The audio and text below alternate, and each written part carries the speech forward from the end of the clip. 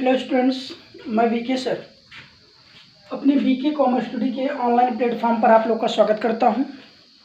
तो जैसा कि बेटा हम आज 2-3 क्वेश्चन और आपके एग्ज़ाम के बेसिस पर अनुपात समानुपात चैप्टर को मैं समाप्ति की घोषणा कर दिया था, लेकिन मैं 2-3 टाइप के क्वेश्चन और देखे और कहे इसको लगवा ही दिया जाए, ज़्यादा बेटर है। देखिए, अभी जब तक कोई लिखित नोटिस आपके एग्ज़ाम के या तमाम लोग कर रहे हैं प्रमोट के, ये सब का ना आ जाए, तब तक बेटा आप अपनी हिम्मत ना छोड़िएगा, ठीक है। लगे रहिए, 99% एग्ज़ाम कराएंगे, तभी जाके आप लोगों की आगे कुछ कार्रवाई होगी या फोहों पे मत जाए। पढ़ते रहिए, ठीक है बेटा, पढ़ते रहेंगे फिर आगे आपको ही काम देगा और इस एग्ज़ाम में भी काम देगा। सब 4 सेमेस्टर से ही जुड़े हुए पॉइंट, ठीक। तो लिखा है जैसे एक कारखाने में, पहला क्वेश्चन है आपके लिए इम्पोर्टेंट है। 1 2 3 क्वेश्चन जो दिए गए वेरी इम्पोर्टेंट है। वही जुनून, वही तजुर्बा, वही सोच होनी चाहिए जो हम लोग पिछले सेकंड सेमेस्टर में जिस जुनून जिस तजुर्बे के साथ पढ़े थे, जिससे कि हम लोगों की सफलता एक अच्छी मंजिल तक पहुंचाए। तो देखिएगा, पहला क्वेश्चन है, एक कारखाने में स्त्री और पुरुष कर्मचारियों का अनुपात 3:5 है। यदि स्त्रियों की संख्या पुरुषों की संख्या से 40 कम हो तो कर्मचारी की कुल संख्या कितनी होगी। मतलब कह रहा है एक कारखाना है और एक कारखाने में स्त्री भी कार्य कर रहे हैं और पुरुष भी कार्य कर रहे हैं, दोनों मिला के कर्मचारी हैं, और उनकी संख्या का जो अनुपात है 3:5 है। तो क्या करना पड़ेगा, मानना पड़ेगा, माना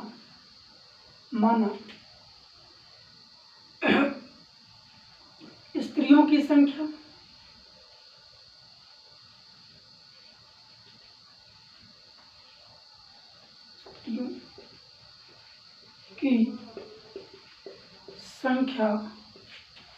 अनुपात में कितना है, स्त्री और पुरुष 3x है, 3x। पुरुषों की संख्या संख्या 5x।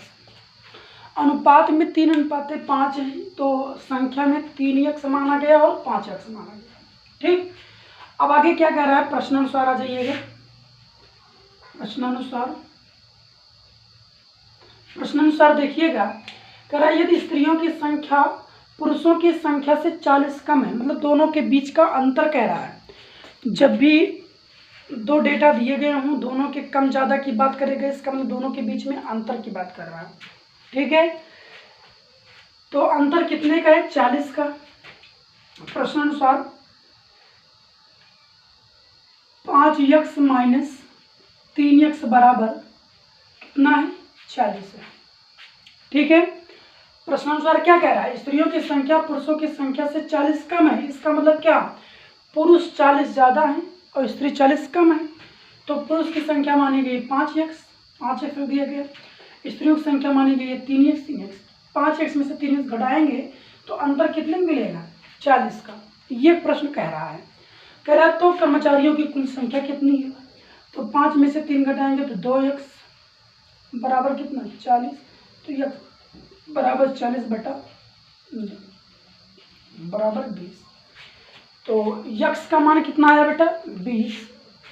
अगर x का मान 20 आया तो स्त्रियों की संख्या पूछ रहा है, कर्मचारियों की संख्या पूछ रहा है ना। चलिए अब लिखेंगे कर्मचारियों की संख्या बराबर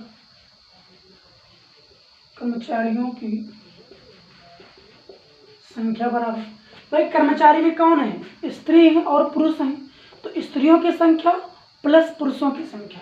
स्त्रियों की संख्या 3x है प्लस पुरुषों की संख्या 5x है।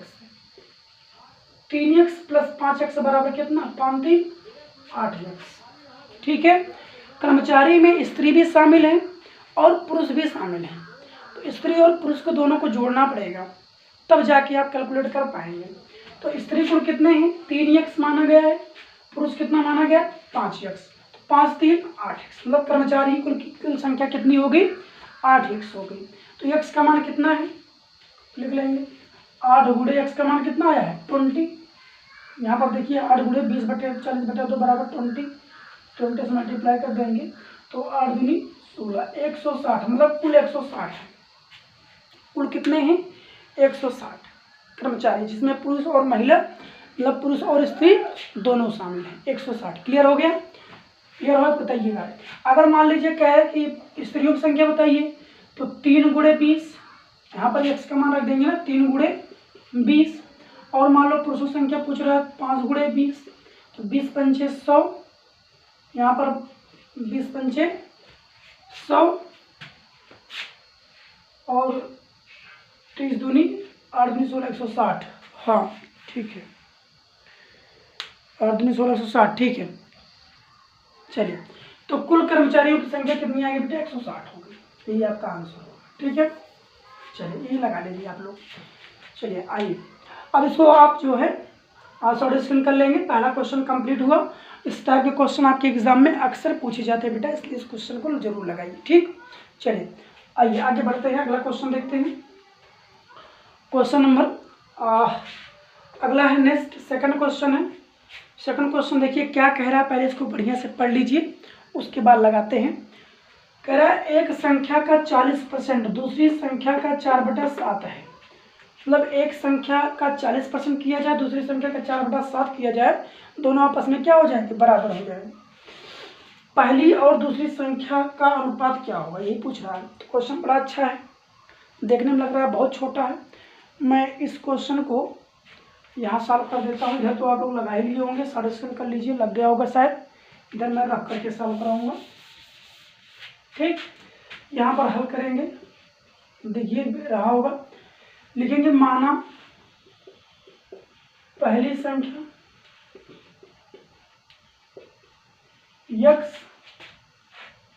तथा दूसरी संख्या y है। ठीक, मान लीजिए पहली संख्या क्या है? x है और दूसरी संख्या क्या है? y है। तो प्रश्नानुसार देखिएगा, प्रश्नानुसार क्या कह रहा है? एक संख्या का 40%, तो x का 40%, x का 40% बराबर दूसरी संख्या का 4/7 है, दूसरी संख्या y का 4/7, ये कह रहा है। देखिएगा प्रश्न यही कह रहा है, एक संख्या का 40%, तो a माना गया है, a का 40% है ना, b का दूसरी संख्या y मानी गई है, x का 40% दूसरी संख्या y मानी गई है, तो y का 4/7। इतना समझ में आया आप लोगों को? इसमें कोई डाउट हो तो बताइए। चलिए, नो डाउट हो तो आगे बढ़ेंगे। तो आपको मिलेगा क्या? आपको मिलेगा 4 x गुणे 40/100, 40% मतलब 40/100 बराबर y गुणे 4/7। ठीक, अब जरा देखिएगा, सॉल्व करेंगे, चाहे कैंसिल 0 हो जाएगा, 4 एकम 2 दूनी 4, 2 पंचे 10, तो x गुणे 2/5 बराबर y गुणे 4/7। ठीक, अब इसको करेंगे पक्षांतर, तो पक्षांतर करेंगे बेटा, तो y इधर ले आएंगे, y यहाँ पर गुणा में उधर भाग हो जाएगा, x/y बराबर 4/7 है इधर, तो 2/5 को इधर ले जाएंगे तो पलट जाएगा, तो हो जाएगा 5/2 हो जाएगा। ठीक है, कितना हो जाएगा? 4/7 गुणे 5/2, तो ये आएगा कितना भाई? 4 एकम 2 एकम 2, 2 दूनी 4, तो x/y बराबर 5 दूनी 10/7, तो x/y बराबर 10/7, मतलब x अनुपाते y बराबर 10/7, यही आपका आंसर होगा। मतलब क्या कहा था? पहली और दूसरी संख्या का अनुपात क्या होगा ना? पहली संख्या क्या मानी गई थी? x। ठीक, दूसरी संख्या क्या मानी गई है? y। तो x और y के बीच का जो अनुपात है वो 10/7 है। ठीक, तो 10/7 इसका क्या हो जाएगा? आंसर हो जाएगा। कोई डाउट हो तो पूछिए, अगर कोई डाउट हो तो इसमें तुरंत पूछिए। पहली संख्या क्या मानी गई? x, दूसरी संख्या क्या मानी गई? y। ठीक, तो साफ साफ प्रश्न क्या कह रहा है? पहली संख्या का 40%, दूसरी संख्या का 4/7। पहली संख्या का 40%, दूसरी संख्या का 4/7। तो x का 40% y का 4/7। तो का मतलब गुणा होता है x गुणे 40/100, सॉल्व करेंगे 2/5 आएगा। और 40 या y का मतलब गुणा 4/7। पक्षांतर कर लिया गया, y को एक साथ लाया गया, y यहाँ पर गुणन था, इधर भाग हो गया। और यहाँ बचा 4/7, 4/7 लिख लेंगे, 2/5 यहाँ गुणा में, उधर भाग करेंगे तो पलट जाएगा, 5/2 हो जाएगा। 2 1 2, 2 दूनी 4, 5 दूनी 10, 10/7। एक अनुपात y बराबर 10/7, मतलब क्या 10:7। क्लियर हो गई होगी बात। उम्मीद यही करते हैं कि समझ में आ गया होगा। समझ में आ गया तो आगे बढ़ें, बताएंगे आप लोग। जल्दी लिखिए, जल्दी सॉल्व करिए, और आगे समझ में तो आगे बढ़ा जाए, आगे समझ में तो आगे बढ़ा जाए।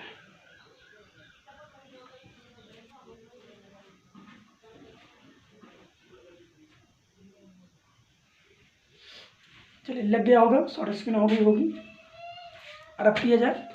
चलिए अगला तीसरा क्वेश्चन यहाँ पर लिखा गया है,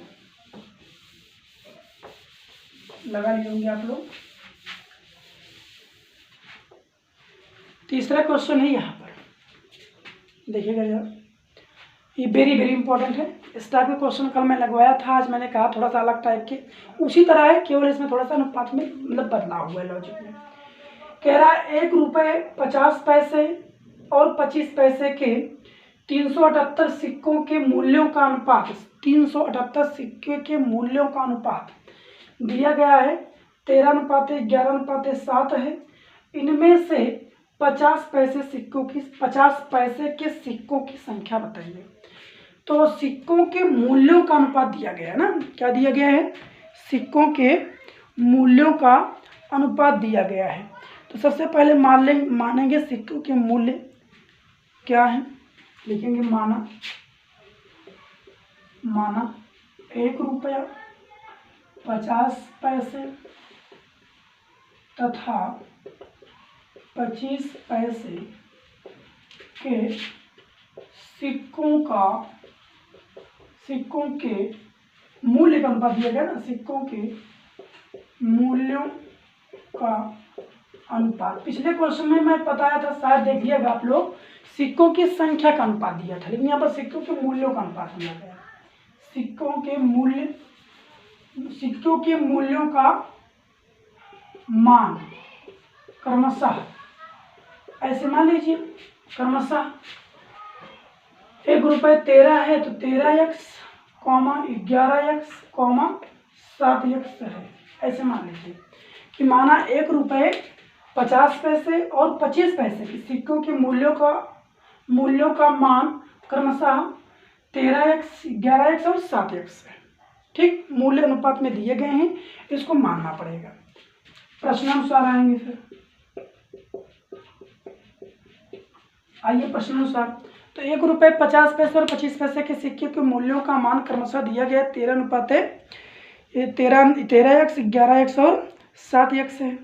तो इनकी संख्या अगर निकालना हो तो, क्योंकि यहाँ पर देखिएगा संख्या पूछ रहा है ना, तो लिखेंगे प्रश्नानुसार सिक्कों की संख्या बराबर,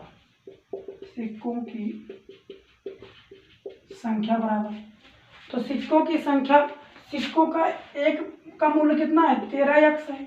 अब 13x किसका मूल्य है, 1 रुपये सिक्के का मूल्य है। तो 1 रुपये में 1 रुपये के कितने सिक्के होंगे, 1 सिक्के होंगे, 13 × 1 कर लीजिए। अगला प्लस 11x है। अब बताओ 11x किस संख्या का किस सिक्के के मूल्य है, 50 पैसे के सिक्के के मूल्य है। तो 1 रुपये में 50 पैसे कितने सिक्के होंगे, 2 सिक्के होंगे, 2 से मल्टीप्लाई कर देंगे, प्लस 7x। अब बताओ 7x जो है किन सिक्कों का मूल्य है, 25 पैसे के। तो 1 रुपये में 25 पैसे के कितने सिक्के होंगे, 4 होंगे, तो 4 से मल्टीप्लाई कर देंगे। समझ में आया? तो ये हो जाएगा बेटा 13x प्लस 11 दूना 22x प्लस 28x। तो इसको जोड़ेंगे, 8 2 3 13 का 3 और 2 2 4 1 5 और 1 6, 63x है ना। 63x क्या आ गया, कुल सिक्कों की संख्या आ गई कितनी, 63x। कुल सिक्कों की संख्या कितनी आ गई, 63x। 63x क्या मिल गया, सिक्कों की संख्या। 63x बराबर दिया गया, देखो यहाँ पर अब पैसे के 378 सिक्के, कुल सिक्कों की संख्या ये 63x है, जो कि बराबर कितने हैं 378 के। लिखेंगे 63x बराबर 378 सिक्के, है ना। 63x सिक्कों की संख्या ये मान निकाला गया है, जो कि कुल सिक्कों की संख्या कितनी दी गई 378। 63x बराबर 378, तो यक्स बराबर 378/63। पक्षांतर करेंगे तो काटिएगा, ये हो जाएगा 3 से कटेगा 7 3 10 8 18, 3 से 18 कटेगा 3 से, तो काटेंगे 3 दूनी 6, 3 एक कम 3, 3 एक कम 3, 3 दूनी 6, 3 छक 18, है ना। 3 एक कम 3, 3 दूनी 6, 3 छक 18, फिर 3 सते 21, 3 चौक 12, 3 दूनी 6 और 7 छक 42। यक्स बराबर कितना है 6, 3 दूनी ठीक है 4 3 12, 3 दूनी 6, 7 छक 42। ठीक, यक्स का मान कितना आ गया बेटा 6। तो यक्स का मान 6 आ गया। अब पूछा क्या है 50 पैसे के सिक्कों की संख्या कितनी है ना, तो 50 पैसे के सिक्कों की संख्या का मान कितना माना गया है 11x, है ना। 11x माना गया है ना, देखो नहीं सिक्कों की संख्या 22x है। देखो यहाँ पर सिक्कों की संख्या लिखेंगे 50 पैसे के सिक्कों की संख्या बराबर, लड़के यही गलती करते हैं, जो माना गया 11x ना मल्टीप्लाई 11x करा देते हैं, लेकिन नहीं, वो तो उनके मूल्यों का अनुपात है। वो क्या है उनके मूल्यों का अनुपात है। और यहाँ पर सिक्कों की संख्या यहाँ निकाली गई है। सिक्कों की संख्या कितनी निकालेगी 22x 50 पैसे के सिक्के की संख्या है, तो 50 लिखेंगे 22x, तो 22 गुणे x का मान कितना है 6, 6 दूनी 12 के 2, 6 दूनी 12 है 13, कितना आएगा 132 सिक्के शायद आंसर आ रहा होगा। 132 सिक्के बिल्कुल सही आ रहा है। 22 गुणे 6 यहाँ नीचे दिख रहा है ना, 22 गुणे 6 बराबर 6 दूनी 12, 6 दूनी 12 13, 132 सिक्के। अब बताओ क्या नहीं समझ में आया। 3 टाइप, देखो मैं इसको इसलिए लाया क्योंकि पिछले सवाल में यहाँ जो अनुपात दिया गया है बेटा, यहाँ पर सिक्कों का संख्या का अनुपात था और कुल मूल्य दिया गया था, तो वहाँ पर हम लोग इसको 1 से 2 से 4 से देखो डिवाइड करके निकाले थे, लेकिन यहाँ पर सिक्कों की मूल्य दिया है, सिक्कों की संख्या निकालना है, इसलिए इसको क्या कर लिए मल्टीप्लाई कर लिए, जोड़ लिए सब। कुल सिक्के की संख्या इतनी आ गई जो कितने के बराबर 378 के, 63 1 से बराबर 378, तो 1 से बराबर 378/63 बराबर कितना आएगा 6। सॉल्व करेंगे तो 25 पैसे के सिक्कों की संख्या बराबर, लड़के गलती कर देते हैं यहाँ पर 50 पैसे के सिक्के 11x बताई गई, ये मूल्य है बेटा, सिक्कों की संख्या तो यहाँ बताई गई है कितना है 22 है, लेकिन ये 22 है, तो 22 गुणे 6 बराबर 132। कोई डाउट हो तो बताइएगा। उम्मीद करते हैं कि समझ में आया होगा, दिख रहा होगा ना आप लोगों को। चलिए आज क्लास यहीं पर रोकते हैं, प्रैक्टिस मैंने काफ़ी करा दी है। अब मैं कल से जो है आपको मैं बता दूं सिलेबस के अकॉर्डिंग जो है, इसके बाद हम लोग कौन सा चैप्टर पढ़ेंगे, जिसे अनुपात समानुपात अनुलोम प्रतिलोम अनुपात समानुपात का अर्थ और समानुपाती राशियों के बाह्य पदों में मध्य पदों के गुणनफल का संबंध, ये क्लियर हो गया। अगला है घातांक की अवधारणा। अब घातांक की अवधारणा, चलो घातांक की अवधारणा अगला पढ़ लेते हैं, घातांक समझ लिया जाएगा। ठीक है, तो आज क्लास यहीं पर रोकते हैं, नेक्स्ट क्लास में कल पढ़ेंगे। धन्यवाद, आपको बहुत बहुत धन्यवाद।